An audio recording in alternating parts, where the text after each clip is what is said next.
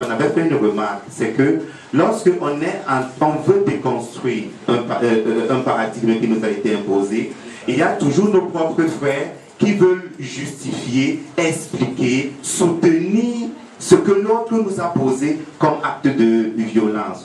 Ça, c'était la première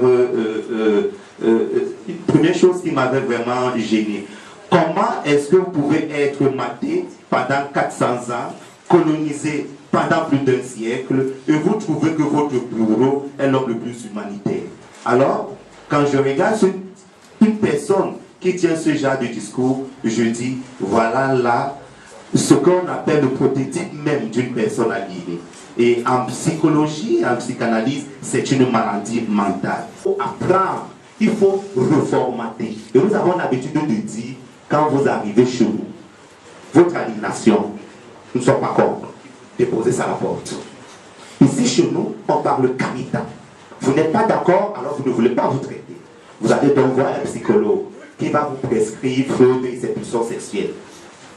Donc, nous avons maintenant une formation à partir du bas. Là, cette formation, nous ne l'avons pas encore mis sur pied. Mais nous pensons que lorsque vous avez déjà trouvé un chemin, formez aussi vos enfants dans cette vision-là. Autrement dit, votre tout petit garçon, lorsqu'il commence déjà à parler, même s'il a 2 ans, 3 ans, 4 ans, apprenez-lui déjà, racontez-lui les histoires, les contes de l'Égypte, les mythes, qui étaient Osiris. Dites-lui cela. Apprenez-lui que c'est un autre héros, parce que c'est lui qui est le prototype même de quelqu'un qui se sacrifie pour les siens. C'est lui qui est le premier Christ, Kay Sécheta. Kay Sécheta, il est le premier Christ. Et aucun théologien ne peut plonger là quand un camion part. Aucun. Donc, enseigner à l'enfant avant de dormir, prie. Une simple prière. Tata Osiris, merci. Au coucher et au lever, Tata Osiris, merci. Il n'a pas besoin de formuler une grande phrase. C'est déjà quelque chose.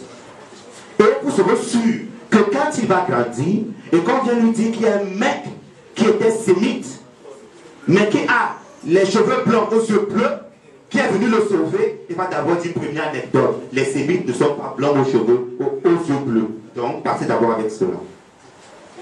C'est pourquoi je suis fier quand Lasconi amène ses enfants voir des endroits de Kamita. Et vous pensez que cet enfant-là, s'il a 10 ans, vous venez avec votre doctorat, vous allez lui dire quoi? Quand il a sillonné tout le monde entier, il sera le meilleur kamitologue. Votre doctorat, vous allez le jeter. Et pour terminer la place de l'initiation, il est bien vrai, tout le monde ne peut pas être initié. Mais tout le monde peut s'approcher d'un sage pour que le sage lui enseigne les principes de notre société. Comment est-ce que le réel est vu? Comment est-ce que le réel est ressenti chez nous? Parce que si aujourd'hui les hommes sont sur ce continent, c'est parce que nous avons pu maîtriser les forces ontologiques. Nous avons pu, comment je vais appeler cela, maîtriser les tempêtes, maîtriser la faune, maîtriser la flore à partir des rites. Et ce sont ces rites-là que nous continuons à pratiquer aujourd'hui dans nos villages. Et que quelqu'un qui n'arrive même pas à maîtriser son environnement vienne me dire que mes rites sont sataniques. Pendant qu'il y avait le tremblement de terre à Haïti, on a dit qu'il y a un tremblement de terre là-bas parce qu'ils avaient fait un pacte avec le diable. Parce que c'est le vaudou qui a libéré Haïti. J'ai dit merci.